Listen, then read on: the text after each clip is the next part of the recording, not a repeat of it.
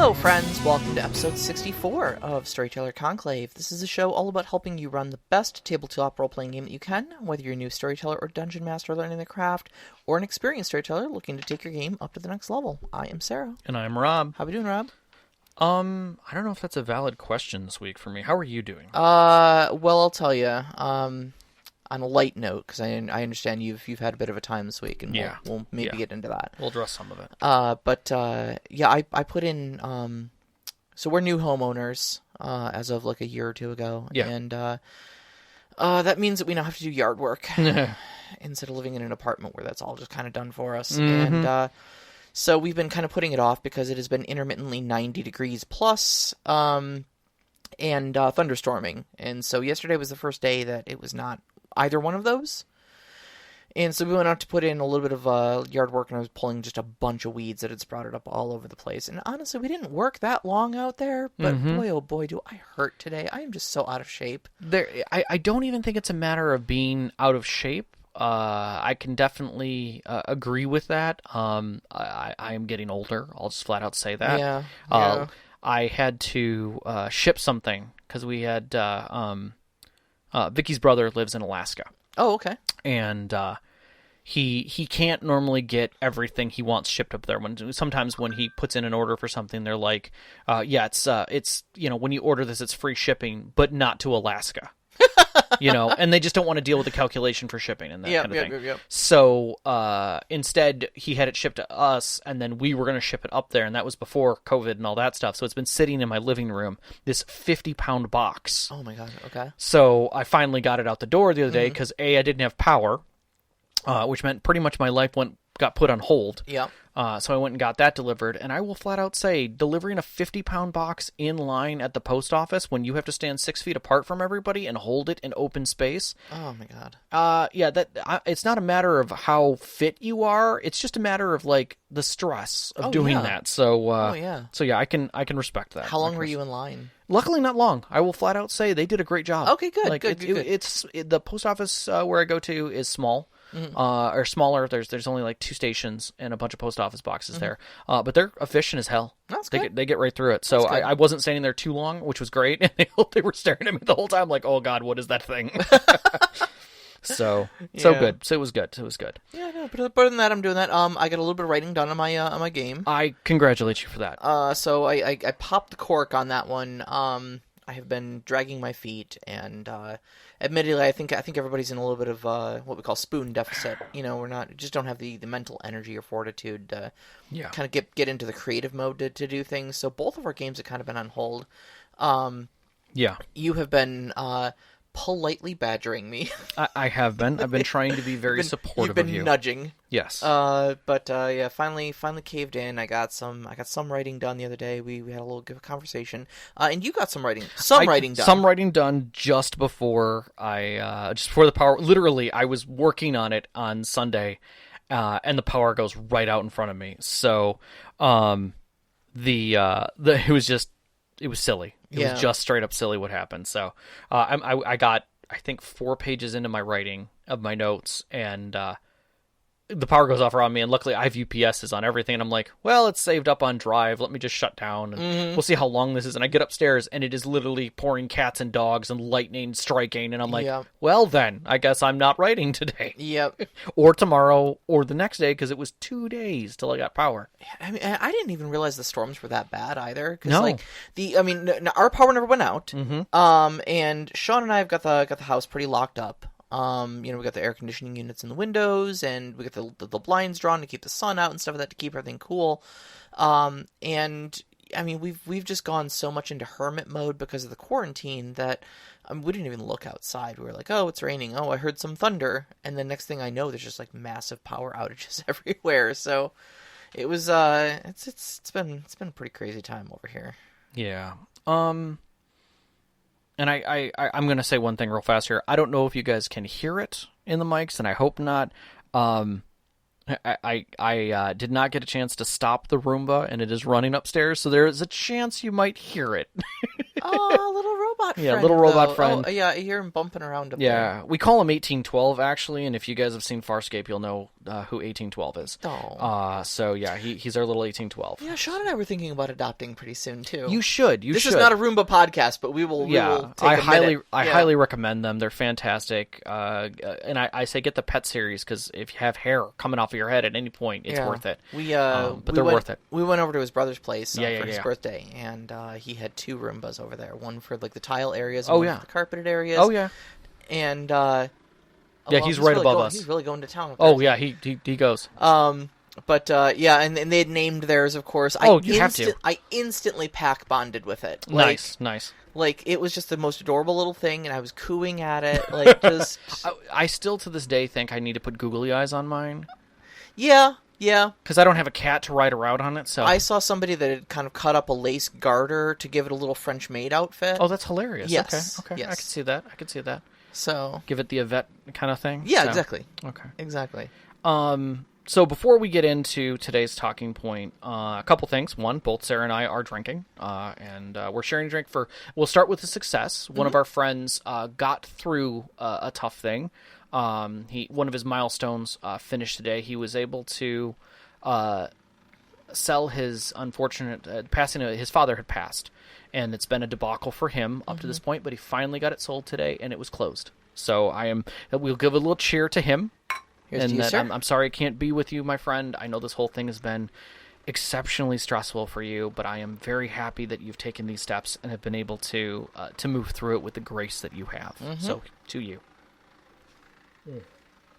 Now, on to the other things. I'm not totally prepared to talk about it in full because I don't have the energy. But we lost a friend on Monday, and I'm sorry. I'm trying.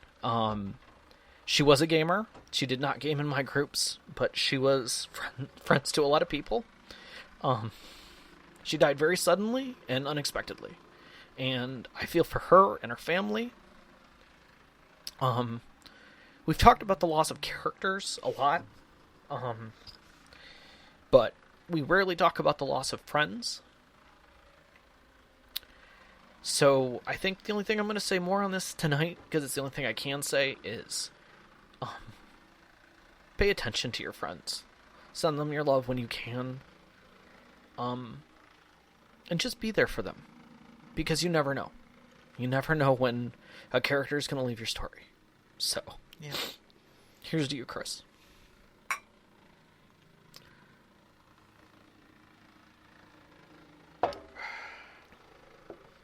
Okay, we have a story. We have stuff to talk about. All right. I need to spoon away from this right now. All right. So, we got into a discussion about one-player games. Yeah. Oftentimes we talk a lot about how tabletop RPGs are usually for like about 4 players and a storyteller. Unless you're like, Draven or Technolich, where you have like 20 it's people. Like 11 or so, on average. Yeah. And we did have some discussions on Discord about this and whatnot.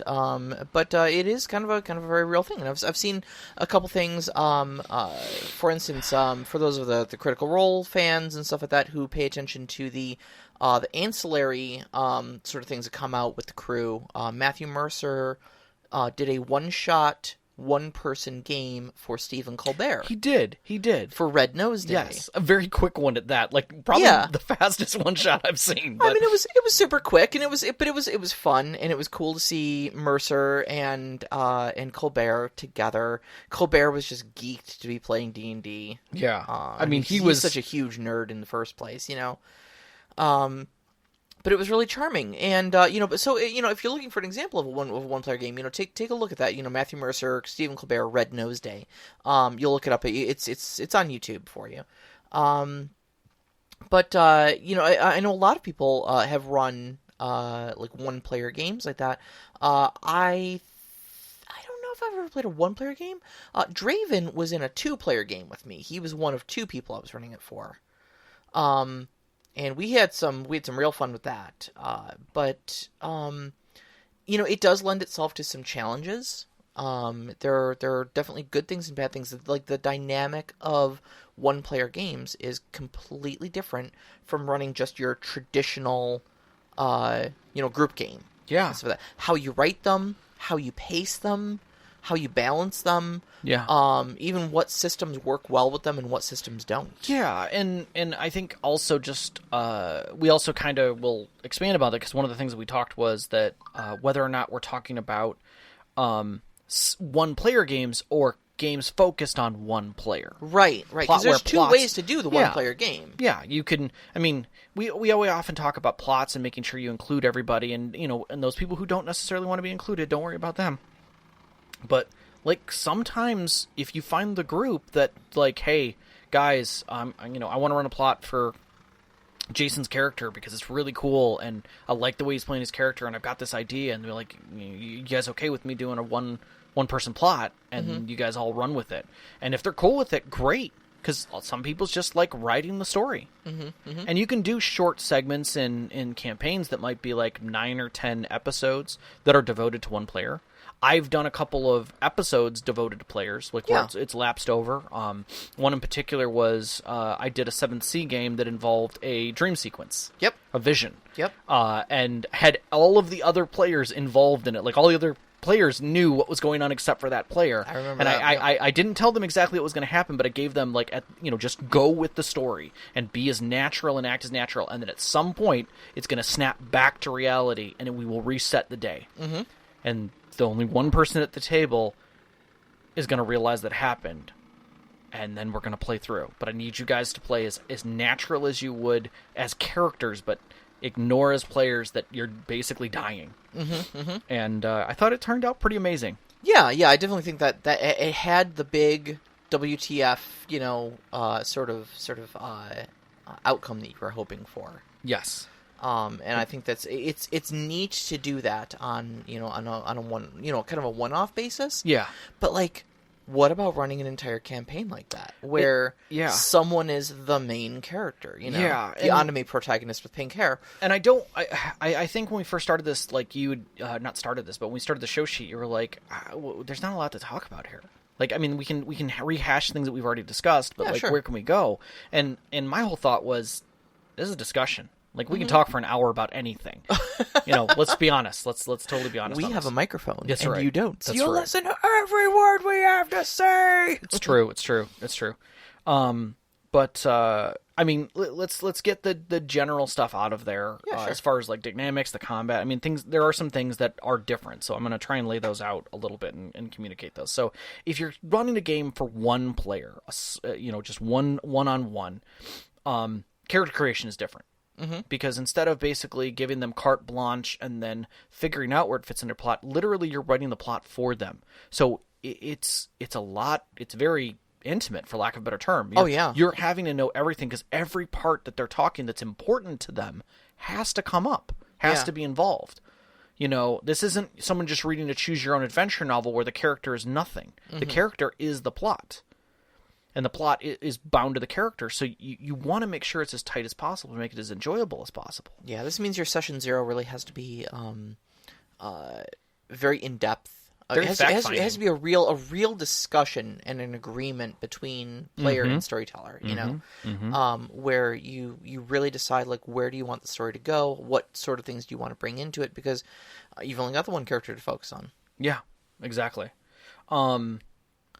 I'm going to say that combat is different, depending on your system. Whether you consider it social combat or physical combat, it's going to be different than anything else, because when you're dealing with one player, and I'm not saying adding NPCs, we'll kind of get into that later. I'm not going to discuss that at all. But basically, when you're focused on one player who's doing everything, your combat's different. I mean, it's going to be more like a movie situation. Oh, yeah. Because, who's going to run into a room full of stormtroopers and just start fighting them? Right. Han Solo knew better than that and ran his ass right out there. There's going to be a lot more running away, a lot more sneaking, a lot more carefulness, a lot more conversation. Yeah, a lot more diplomacy.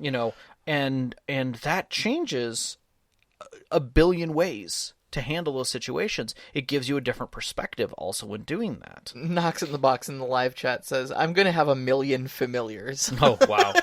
just an army of cats to do my bidding. Somehow I just don't see that working out, but I've named all the ones on their side of the room after my third dead ex-husband. Oh, jeez. Those are all George. But, it changes it. And if you plan on doing something that is combat heavy, maybe the person really wants to get into the nitty gritty, maybe they really like those kinds of things, you really have to craft those based on the game system very carefully. Oh, yeah. I would say, just from my own personal experience, when you start running into group disparities like that, where either you've got a lot of people or you have very few people down to one, sure, especially D&D. D&D is amazingly difficult to balance if you don't have the prototypical 4-person group, because it's all styled off of that. So if you get down to one person, I mean, where do your challenge ratings go from there? Where do one bad die roll, or so help you a series of bad die rolls? I mean, for those of us who've played D&D, we've all had those combats where for 3 turns we roll a 1, a 3, and a 2 consecutively. And that comprises all of our combat, Yeah. And so we essentially, I mean, and it doesn't feel good. You sit back and you just kind of fold your arms and you wait for, the combat turn to come back around to you, going, well, I guess I just don't get to play D&D today. Right. Because the dice gods have deemed it so. Exactly. But if you're the only person, what are you doing at that point? Yeah. I mean, if you have those kind of rolls, like, it's another thing when you've got 3 other people in your party. You've got a thief and a cleric and a wizard who sure, are all going to take their turns, and they still get to contribute to the combat even if you don't. Mm-hmm. But if you're the sole combatant, yeah, well, that's just some monster whipping your butt. Yeah, for 3 solid turns. Right. You right. know? And that's harsh. It is. But again, would you really even put a player in that situation? And that's, I think, we're going to get more into the discussion, but it's definitely something to be considering. Mm-hmm. The other thing is, in that kind of couples with that, is the game speed totally changes. Now, instead of a party of 6 trying to make a decision on whether or not they should go to, town A or into dungeon B, or go restock, mm-hmm, or take a knee for an hour, it's one person making that decision with themselves. Yep. Like, okay, we're going. I'm going to get on the boat. It's a lot easier to pick pizza toppings when it's only you. They say that, but I don't think that's true. As you start looking at the menu going, oh, God, no, I really do want jalapenos. Am I going to be a responsible person, or am I going to be completely irresponsible? I know the peppers are going to tear me up, but... Exactly. Yeah, I hear you. But yeah, no, you're absolutely right. I mean, because you need an absolute stack of plot ready for a single person. Yeah. I mean, you can kind of make up for that by you can get a lot more intimate and embellish with things a lot more. You have the time to give to NPCs and to descriptions and to conversations and stuff like that, because you don't need to worry whether or not 3 other players at your table are entertained while that one character's having a conversation with the NPC. So I mean, that's the flip side to it. You do need a lot of plot ready to go through if they're an extraordinarily decisive and swift person. Mm-hmm. But without other people at your table there to worry about, you really actually can get pretty in depth with a lot of the diplomacy, the conversation, the maneuvering, and stuff like that. You can get through the story that you want to tell. Mm-hmm. And I think that's beautiful. If you're telling a story that involves one player, whether or not they are the crux of the story and the movement, you can have a setting that moves very fluidly, almost in real time, where their actions move them through the plot and of the story. I mean, one of the neat things you can do in something like that you normally couldn't do with a group is you could technically put them alongside any story. Mm-hmm. Do you want them involved in a Marvel world? Sure. You could literally put them right alongside Captain America in a story. And because it's one individual, it is much easier to move through that story because the if-thens are much lighter. They're mm-hmm. faster. It feels more fluid. You can put more questions in it for them to work on and munch through because, again, it's one person moving through those. It's great for gumshoe mysteries. You mm-hmm. can have a lot of fun with those. Oh, yeah. Where your NPCs are limited, but the setting is bold. Oh, man. Watch a bunch of old Humphrey Bogart films. Yep, exactly. And Just start writing. Yeah, and I think that also kind of leans into some of the problems of that, is that you have to be prepared with a lot. Yeah. Yeah. You can't just assume that, what you would normally have written for a 4-hour session when a normal group is going to fly for even 2 hours with that individual. Okay, so let me ask you a question about Sure. that, because something just kind of came to mind about this. Is, do you find yourself as a storyteller kind of, I don't want to say dumbing things down, but sanitizing kind of the things that the depth of what you want to write, knowing that it would take a group of 5 or 6 people, 12 hours to get through what you actually have written, so you've got to kind of scale it back a little bit so that they will actually complete it in one game session, or 2 at the most? I've done that in the past. Okay. I remember writing some in-depth, long stuff that I didn't think was that long, and then after trying to figure out how the scenes would break up, I realized that we were talking about a whole campaign in something that I wrote in a day and a half. Mm-hmm. And I'm like, I really have to work on this, because this is a level of detail bullshit that doesn't need to be here, because it's not story. Yeah. This is background and chunk to try and explain why this one henchman is this way. Mm-hmm. Mm-hmm. Like, that's too much. They don't need to be involved in it. They can be told a lot of this. Oh, yeah, yeah. And I think for me, the hardest part that I run into is trying to get enough of the explanation out there that people can attach to the story. Mm-hmm. I mean, I don't consider it dumbing down, but I do consider it filtering. Yeah, yeah. I think there's some things you want to explicitly put in there, and some things you want to kind of just reserve for, if they look into it. If they show interest in finding out the answer to those things, you'll want to put it in. But what kind of made me think about this is, the fact that you do have to kind of, pacing is an important part of telling a story. And, with one player, your pacing can be a lot faster because your player is a lot more decisive, and you've only got one person making those decisions, and one person doing the exploration, making the rolls, etc., etc. It's literally 1/4 of the work. But also, I wonder just kind of how that whole ideal scales out. Because I know I have done a lot of that where I've had to kind of okay, maybe I need to step back because this is going to take you guys 4 sessions to get through this, and you're going to be bored by then. Working on the same dungeon or working on the same plot. I've got to have beats. And so, I wonder if that's just a really good incentive, or a really good pro for, running these one-player games, is where you do get to get really granular with things like that. You do. You definitely do. And I think when you want to have those kind of chops, I think it's a great place to start. Another aspect of it, which I think you kind of hit upon without realizing it, is that in a one-on-one game is a great place to start a system. So, for instance, if I'm a storyteller and I've never told in that game system, a one-on-one system is a great place to start. That's an excellent point. So, if I don't know whether or not this is too much or too little, playing with one other person, I can kind of get a feel for things and see how it plays out and get a lot of honest feedback. See it in their face, be able to work with them on it and make characters and have problems and work through answers, and then say, okay, let's scale this up to 3 or 4 people now. Right. I mean, you want to, if you're trying out a new recipe, you want to cook one for your spouse rather than cook for, a whole group of friends and then find out the recipe sucks. Exactly. Or it's not scalable. Right. Oh my God, this would cost me $300 to make in as a dinner. Oh crap, I shouldn't do that. Or, yeah, I couldn't get through making one of these plus dessert. Yeah, not making a dinner party out of this thing. So yeah, I mean, it's got its bonuses there, and I don't think a lot of people use that. I mean, I can honestly say I didn't think about it until I realized that a lot of times when we do start new systems, we do micro one-shots. Or when we're teaching somebody, we may, I've never played D&D 5th edition. I played 3rd and 2nd and, original, OG. So what's the difference? Well, let's go through a couple scenes. That's one-on-one gameplay. Yeah. That's literally the same shit. It's essentially, it's running a real quick and dirty one-shot for him. Yeah. So. And kind of on that topic, too, not only is it a great way to demo a new game system, but it's a great way to demo a new player.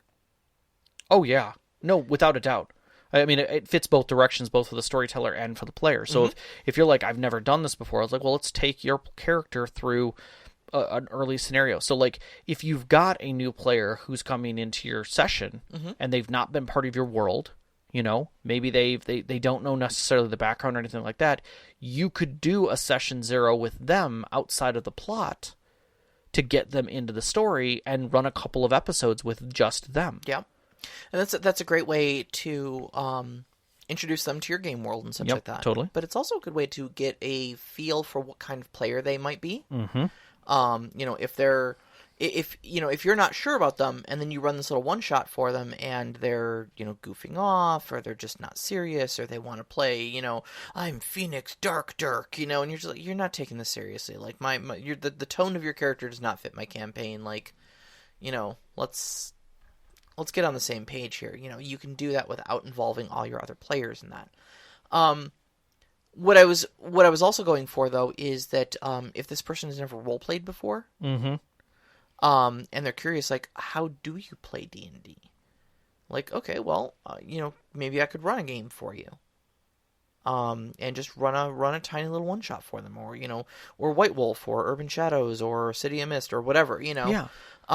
Again, without getting a whole group together, you know, you can run just a little story to give them a flavor of what role playing is. Yeah. See if they like it. Yeah, I think it's a great way of doing it. I think it's a great way to test out different things.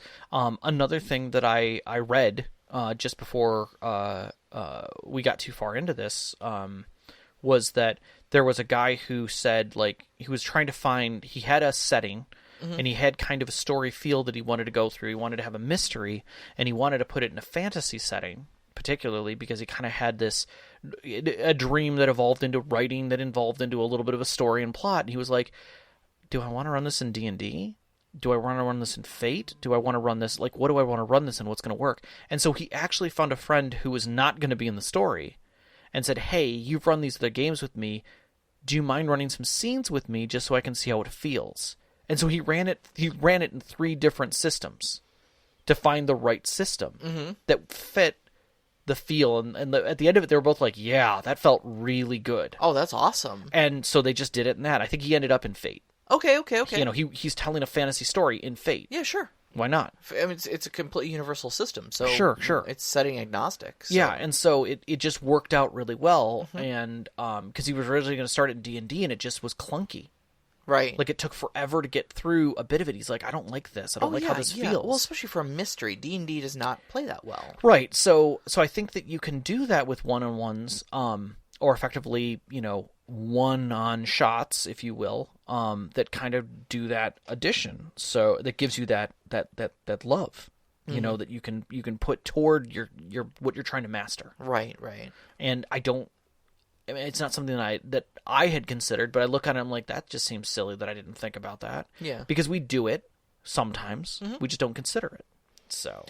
Knox in the Box in the chat says, oh, sure, in the solo game they were fine, but when you find out that in a group setting, sexual harassment is a, quote, character trait. I mean, it does happen. Yeah. It's not foolproof, you know, giving them a trial run as a one-shot, but... You know, it does at least help a little bit, get you acclimated to them acclimated to you. As you know, as always, it's a rolling conversation. Communication is key, and you know, if the player is you know, in a group setting, not working out, you definitely got to quash that. You know, you gotta nip that in the bud. But you got to be vigilant about it. You can't just say like, well, they were fine in the one shot, and then excuse you know, everything else. Like, no, it's not a. An X card is still an X card. An X card is still an X card, yes. Whether you're one-on-one or whether you're in a group, an X card is an X card, and it should definitely be respected. Yeah, absolutely. So, absolutely. I mean, that's how you build trust. That's how you get connected. That's how you make community.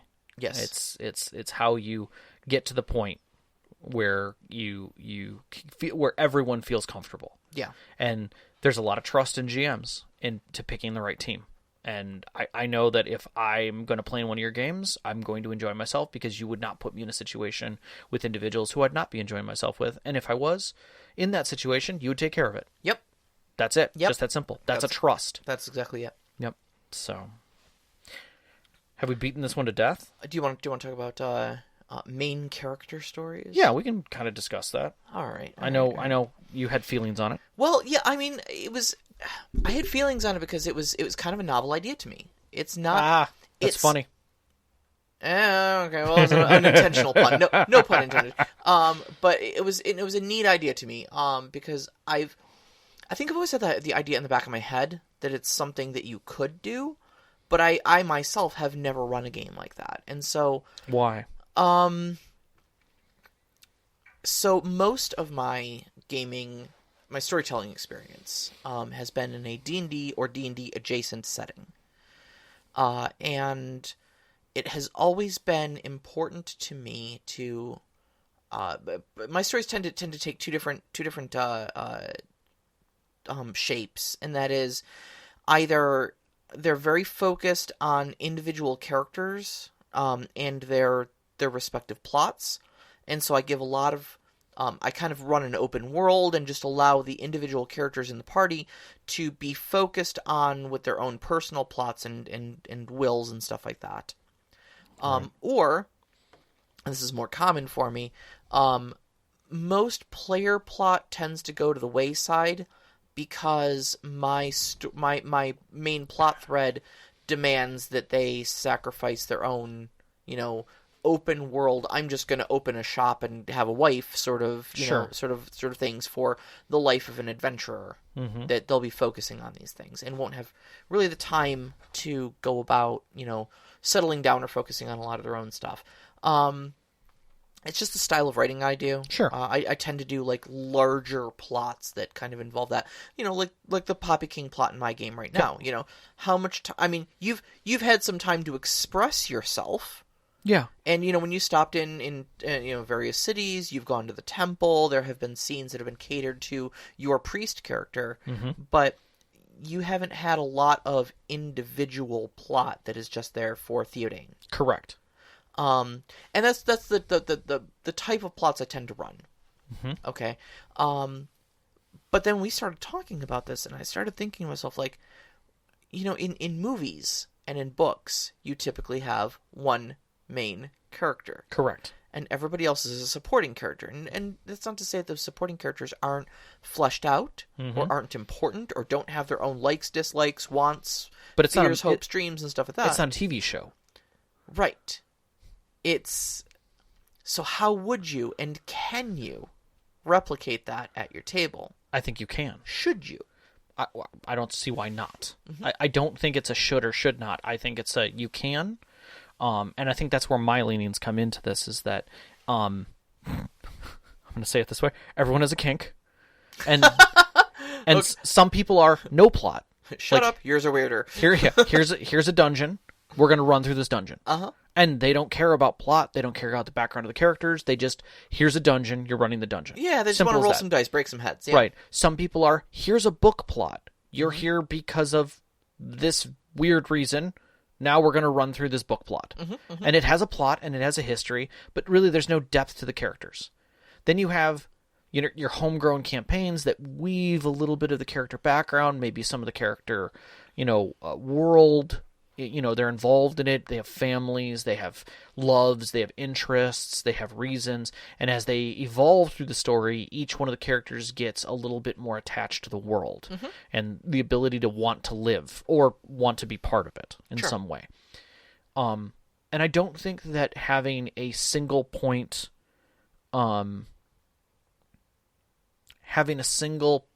character who is basically the reason why the plot is rolling in a direction, mm-hmm. be something that is a deterrent. I think that is a different style of play. I think that it is impeccably harder in some ways and easier in others. Mm-hmm. Because, and I use impeccably because when I think about it is you have to focus. You have to imply that one character is important. Whether or not they live or die changes the story completely. And it's hard when you think of stories that are like that. For instance, like when you look at the story of Percy Jackson, mm-hmm. The story is bound around Percy Jackson and his trials and tribulations every time you read the book, regardless. Yeah. There are other characters. They do have some development. There's no question about that. And they do have their own backgrounds and reasons why they're around. But literally, those could be... You could take each one of those characters and write maybe 2 pages on them. Whereas with Percy, they get 900 pages. Yeah. You know, he gets to do all these things. And that's the difference. That's the key difference there, and I don't think it makes it any worse. Nor do I think that stories that are broken up into focused character plots. Lord of the Rings is a good example of that.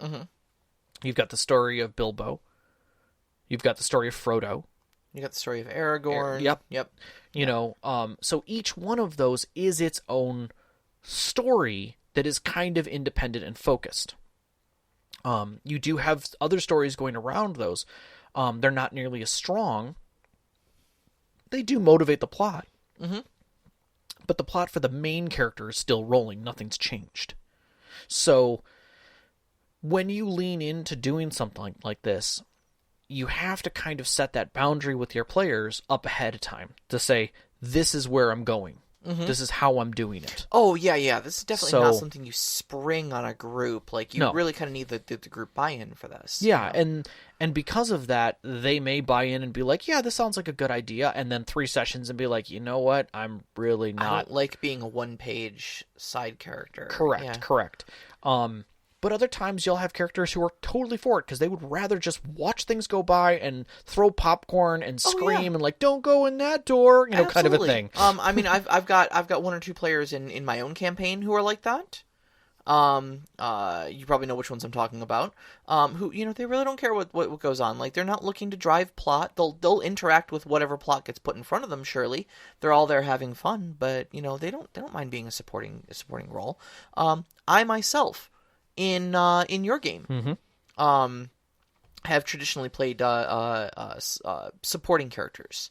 The first supporting character was mostly because I wasn't there at the beginning of the plot, so I didn't know what was going on enough to, you know, to roll my sleeves up and get involved. So I said, you know what, just make me a big dumb fighter, and I'll go. You know, I've got this character concept. How does this work? And you went, that works great. Here's a little backstory for how that character fits into my world, and my role was essentially giving color commentary and hitting things. And I did both pretty well, I think. No, I think it was wonderful. It gave me... I had a perspective of who your character was in my mind's eye, of how I wanted to kind of roll with it, because you gave me your perspective of where you were coming from. We kind of talked a little bit about the place where it was at, and I think you fit that world perfectly and jumped in.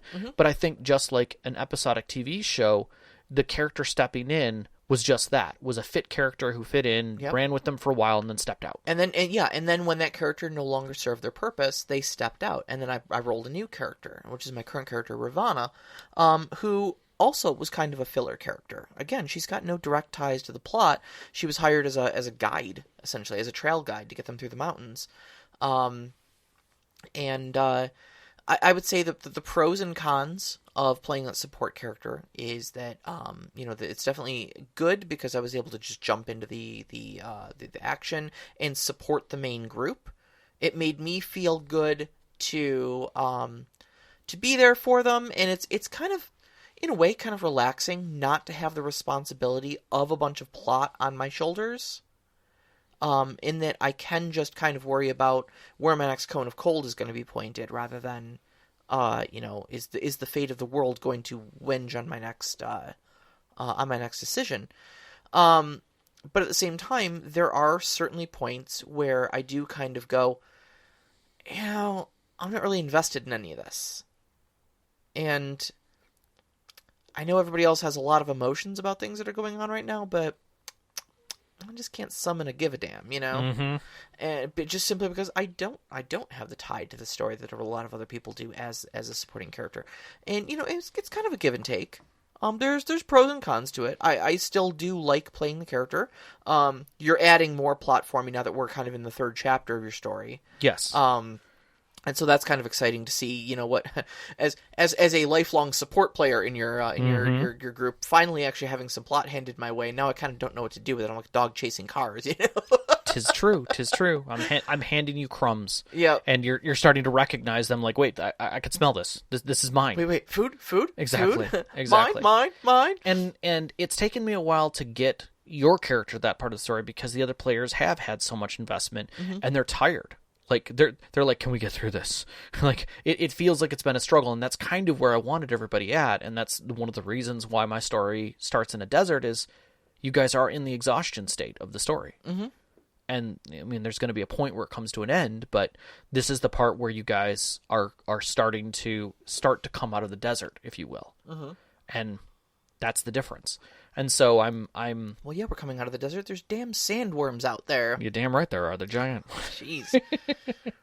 I was noticing Knox is writing quite a bit here. He is. He actually wrote something I want to. When we get to our questions and answers, I want to answer something he wrote in the live chat as our first question, because it was whether he knew it or not, it was a really good question that I do want to answer. Nice. I do like, is your name on the cover? No, then you don't get to be part of the story. Neener.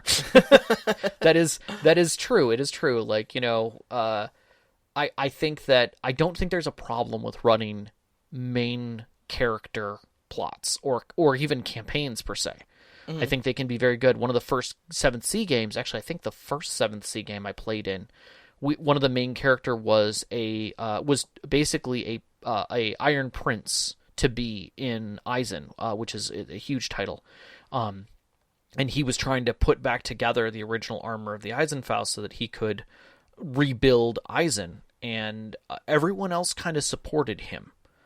And it made for a very drag-along kind of story. Mm-hmm. But what I had come to find out, and I think this is still true, is the game had started as 2 players and 1 storyteller as the first couple sessions. It was a very small game to open with the player as one player as the main character, and the other one just supporting them, literally as their Rukin, their armor, their back armor. Yeah.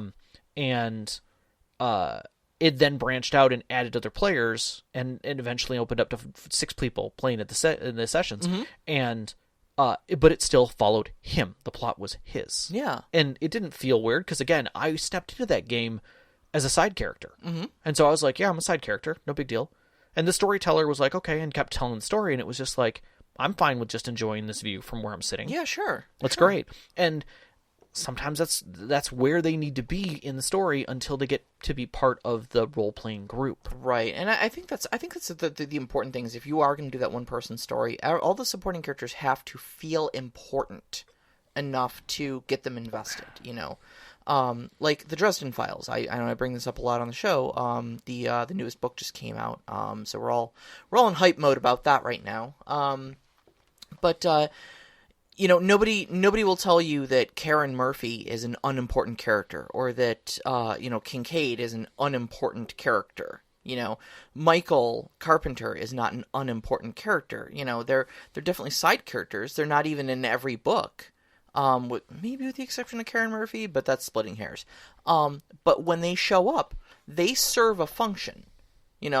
Harry is definitely the main character, and the story is all told even from his perspective. It's a first-person storytelling. Right. But, Karen is an important person who does things in the story. She affects change. Right. And so if this were a tabletop game, Karen Murphy's player would feel integrated into the story and important to the story because she does things that Dresden can't.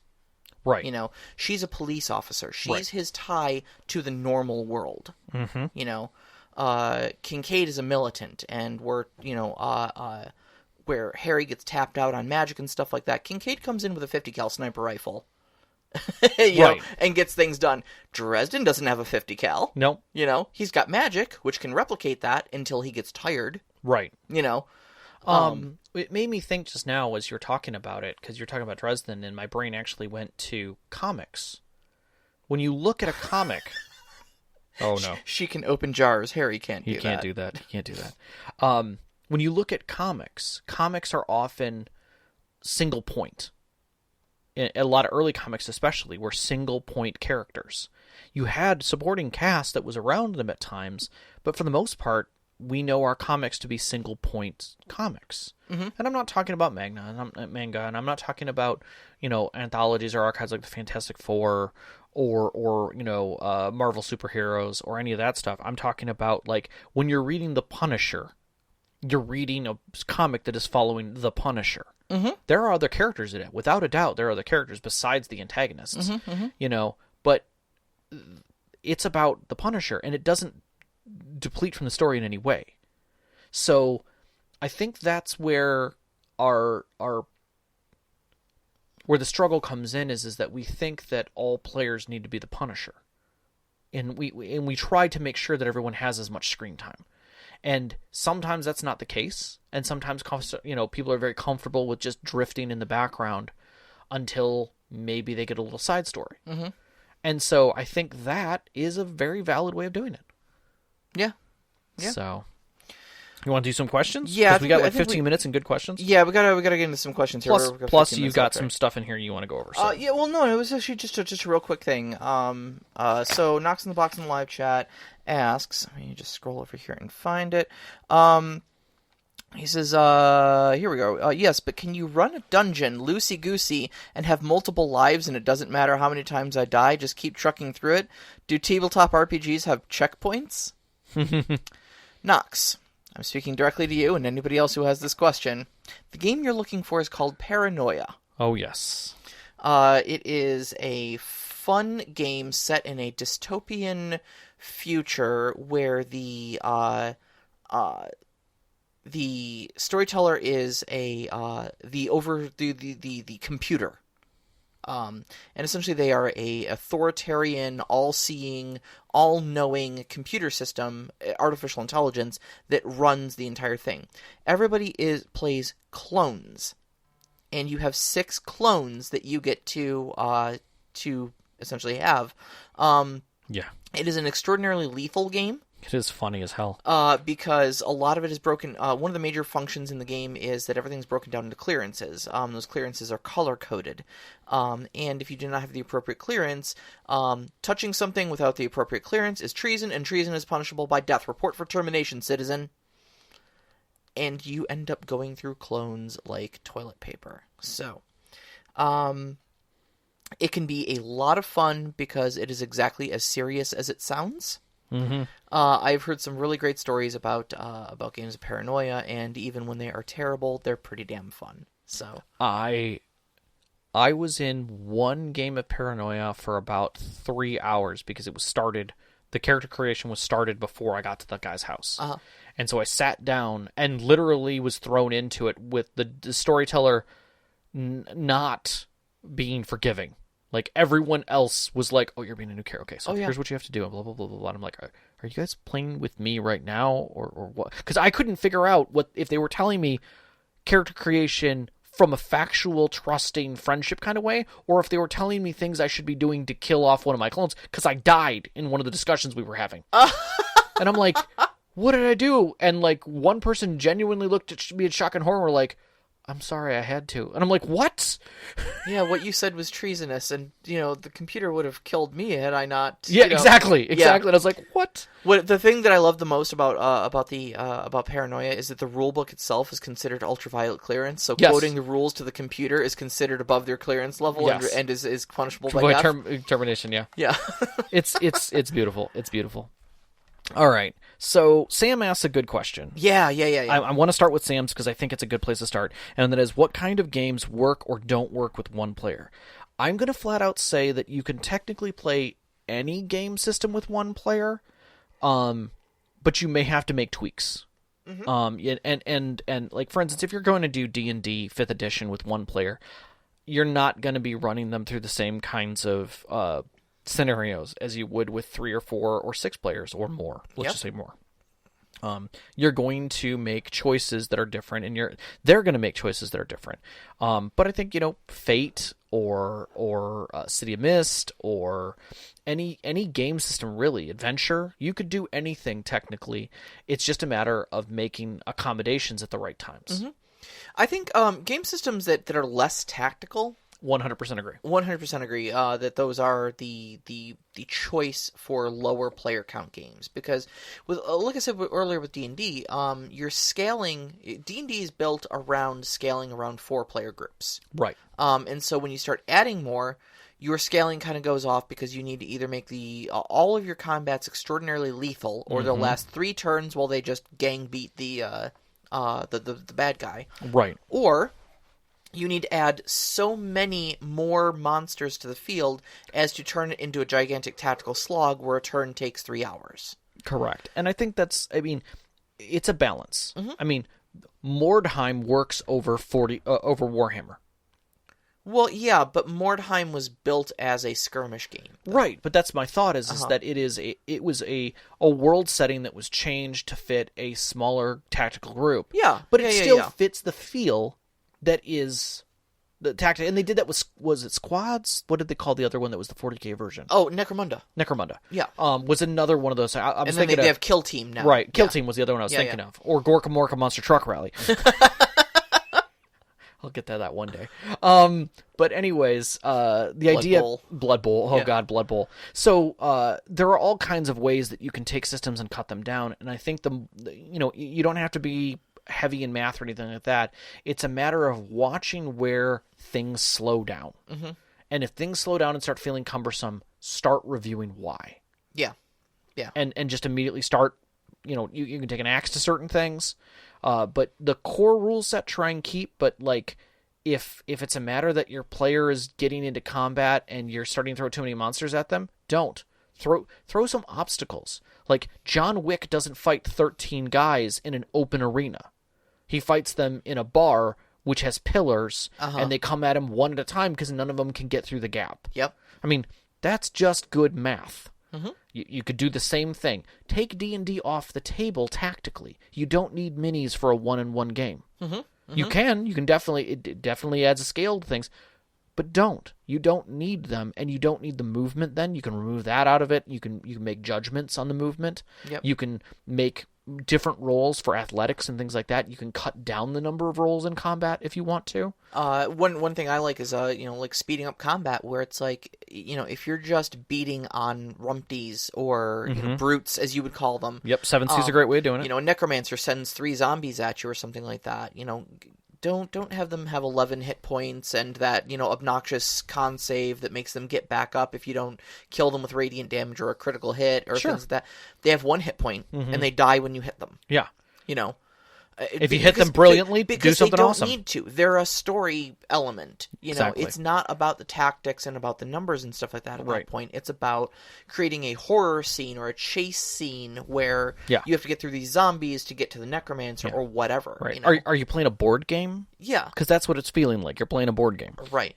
And in a lot of ways, D&D does play like a board game. It's a very tactical game. But for one player, though, there's no tactics. There's just movement. And then you're missing plot, and the person now has to catch up with what's going on in the plot. Exactly. Play it like Princess Bride. He literally steps up, slays 4 guys in one fight, and then continues chasing after him. Yeah, the duel was epic, but during that whole duel, they were talking. That's what you want. Yes. You want that drama and stuff like that. You want 7C. That's well, yeah. Yeah. But at the same time, you also want urban shadows. You do. City of Mist, I could see with a low player count. I don't Adventure. See why. Really, any of the White Wolf stuff. Yep. Actually scales remarkably well with lower player counts. It really does. White Wolf is great about going rules light when you need to. Seriously, quick rolls, rule light. Yep. All right. So Overwatch asks, focusing on one player seems like it would naturally be more engaging and entertaining for that player, like a one-on-one teacher-student learning session. But how do you keep one-on-one gaming sessions engaging for the game master? That is a good question. I mean, you're a player too. I'm gonna let you roll. You're looking at me like I'm gonna let you roll with this one. Oh, okay. I don't know. I mean, to me, I think a lot of the fun that I derive is leaning into the fun the player's having. Because most of why I storytell in the first place is just honestly about my friends having fun with something that I've created. The joy on their faces. Yeah. Exactly. Yeah. When I described to Rhaegar, To me, this is like the moment that will always even if my campaign ended today, okay, I will still have called it a success for having that look on our fighter's face when I described to him he'd gotten this glass greatsword. And for those of you who know the Elder Scrolls setting, glass is not actual glass. Right. It is a meteoric crystalline iron alloy sort of thing. Space sword. It's Soka Space Sword is what we're calling it. So he gets this glass greatsword. Now, I don't know if the player actually knew, all the properties of glass and stuff like that. But, I described it to him being a pretty beastly weapon. And at one point, he got in a fight with a black pudding. And slashed directly through it, and I described him as hearing a sickening, cracking, splintering noise as his sword impacted the stone floor. And his face just went crestfallen, and he was like, oh my god, what have I done? I destroyed my sword. And I said, and as the black pudding recoils and splits, one side goes left, one side goes right, you see what actually cracked was the ancient stone that your sword is embedded in, not your sword. Right. And his face went from crestfallen to nearly looking like he was going to pop like a ripe grape. From Christmas morning. Yeah, just absolute Christmas morning, the thing that he's always wanted. Yep. That look on his face will be with me forever. And that is why I tell stories, No, and I think that is the same leaning for this. Yeah, exactly. If you can get that sort of enjoyment out of your player, if you lean into the fun they're having, yeah, in a one-on-one session, if they, because you don't have to tend too many people, you only have one person's enjoyment to tend to. So if you see them taking the plot in a certain direction, if you see them liking their combat aspects, or if you see them, having fun with their character's extraordinarily high explosive skill, or whatever they've got on there, let them have fun with that a little bit. I think that's true. Tell that story. I think that's true for a lot of things, and I it's somebody made a point, and I didn't want to necessarily say it, but I think it really puts it into perspective. Is that one-on-one sessions are intimate. Regardless of how you look at it, you're getting to know the person, you're getting to know their player, you're digging into the dirt, you're working together, you're creating a story, and because of that, a lot of it has to do with leaning into the other person and watching their enjoyment.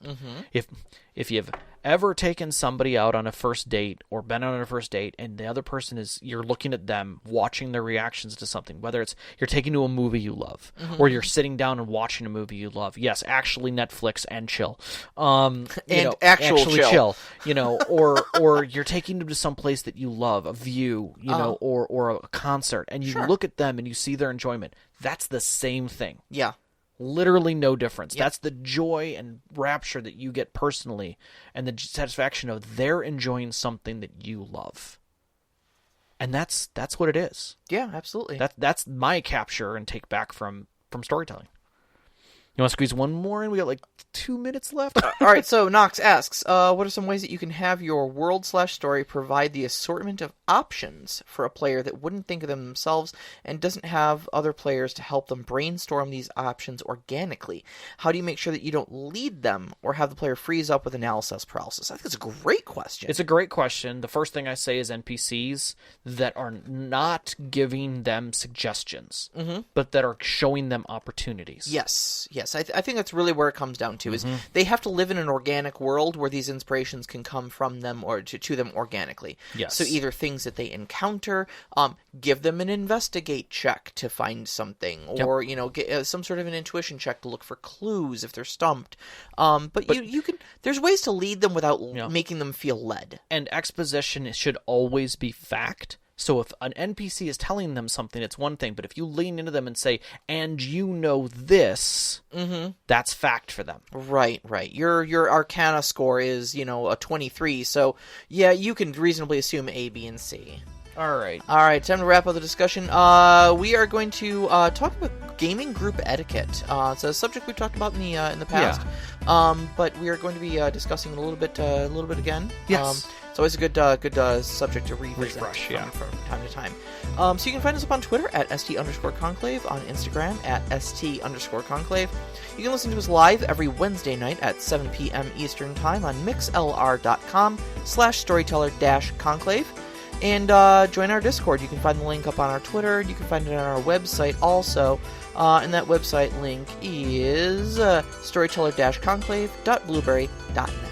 We'd like to thank our Patreon members like we do every week, but especially Knox in the Box, Sam, and the Arcane Asylum. Thank you for supporting us as you do every month. It is wonderful, and it helps us keep this show going. Our intro music is Beyond the Warriors by Geefrog. You can find that at geefrogmusic.weebly.com or on Google Music. Our outro, which you're hearing now, is Only Our Footprints in the Sand by Midair Machine. You can find that at soundcloud.com/midairmachine/tracks. And big shout out, as always, to our families, Vicky and Sean. Thank you for staying with us through all this. Our friends who've sat with us at our tables over the years, and to you, every single one of our listeners. We love you. Stay safe. Good night. Good night.